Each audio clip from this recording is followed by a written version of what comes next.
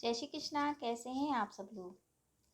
अघोई अष्टमी, करवा चौथ के चौथे दिन अघोई अष्टमी आती है, जो कि संतान की लंबी आयु के लिए और संतान के करियर के लिए, संतान की दीर्घायु हो और उसके साथ साथ उसकी तरक्की के लिए माताएं करती हैं।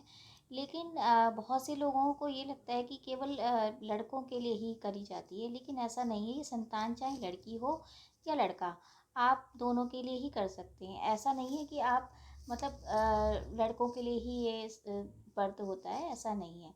देखिए, सुबह क्या करना है वो मैं आज आपको बताती हूँ कि सुबह आप जब उठोगे तो साफ करके मंदिर को नहा धो के अपना मंदिर को साफ करके एक चौकी बिछाइए। चौकी पे लाल कपड़ा, लाल कपड़े के ऊपर आप गेहूं का एक ढेर रखिए और उसमें जो आप अघोई के लिए जो कलश रखेंगे वो रखेंगे। उसके अंदर जल भरिए। जल के ऊपर आप मतलब ढक के भी रख सकते हैं इसको। उसके बाद एक लोटे में आप अलग तरीके का, मतलब एक तांबे का लोटा ले लीजिए या स्टील का, उसमें जल भर दीजिए। फिर अघोई माता की जो तस्वीर है, देखिए पहले तो गेरू से भी बनाते थे, लेकिन अब अघोई अष्टमी के लिए अलग तरीके का कैलेंडर आता है तो वो हम लगा लेते हैं। उसके बाद कथा पढ़ते हैं।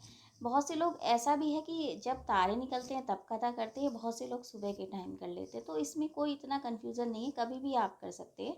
सुबह के टाइम जब आप करोगे तो अ, सुबह आप सूर्य पे जल देंगे, मतलब कथा करने के बाद अघोई अष्टमी को टीका, मतलब माता को टीका लगाएंगे, उनको पुष्प अर्पित करेंगे। लाल रंग का पुष्प होना चाहिए। बहुत से लोग चांदी की माला भी पहनते हैं, जिसमें सेई के लिए जो होता है ना, हमारे यहाँ नहीं पहनते हैं, लेकिन बहुत से लोगों के होता है कि ये वो पहनी जाती है। तो उसमें दो दो मोती बढ़ाते हैं। तो वो भी, उसकी जो माला की पूजा भी इसी में दिन होती है। तो वो आप वहाँ रख दीजिए, उनका भी टीका करिए और दोनों कलश का टीका करिए। उसके बाद आप जो जल है, जो आप अघोई जी की जो अघोई माता की जो कथा करेंगे, उसके बाद वो आप पढ़ने के बाद अच्छे से भगवान से, माता से प्रार्थना करिए, क्योंकि एक दुर्गा का ही रूप है। अघोई माता दुर्गा का ही रूप है। उनसे माता से प्रार्थना करिए अपनी संतान की दीर्घायु और उसके करियर के लिए, उसके स्वास्थ्य के लिए। फिर उसके बाद जो जल है आप जाकर सूर्य नारायण भगवान को चढ़ा दीजिए।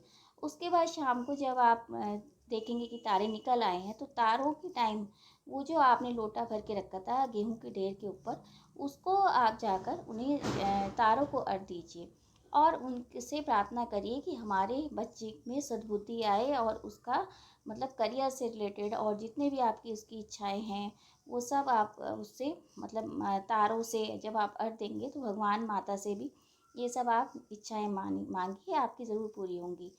फिर उसके बाद बायना निकलता है इसमें, तो पुओं का भोग लगता है। या तो 14 पूरी होती हैं या फिर बायने में आप बहुत से लोग सिंगाड़े भी रखते हैं, फल भी रखते हैं, श्रृंगार का सामान, ये सारी चीज़ करके आप बायना अपनी सास को या कितने बड़े बुजुर्ग हैं उनको देते हैं। पैर छूते हैं। बच्चों को भी उस टाइम कुछ गिफ्ट ज़रूर देना चाहिए, क्योंकि बच्चों का ही मेन त्यौहार है, तो उस दिन आप बच्चों को भी गिफ्ट ज़रूर कीजिए। तो इस तरह से आपको बहुत बहुत शुभकामनाएं अघोई अष्टमी की। जय श्री कृष्ण।